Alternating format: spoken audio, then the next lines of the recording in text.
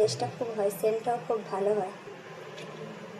সব মিক্স করে ভালোভাবে ফুটিয়ে নেব 1 মিনিটের জন্য। হয়ে গেছে, এবার গ্যাসটা বন্ধ করে দেবো।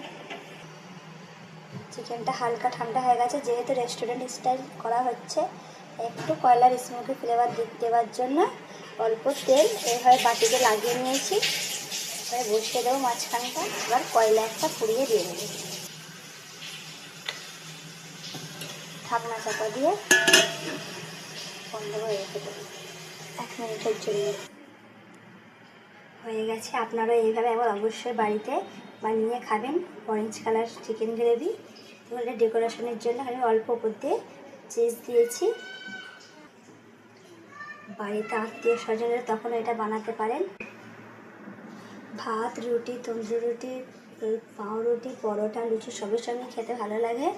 তাহলে একবার বানাবেন, বানিয়ে খেয়ে দেখবেন। যদি আমার ভিডিওটা আপনাদের ভালো লাগে এবং আমার রেসিপিও যদি আপনাদেরকে ভালো লাগে তো অবশ্যই লাইক, সাবস্ক্রাইব এবং ফলো করবেন। Thank you.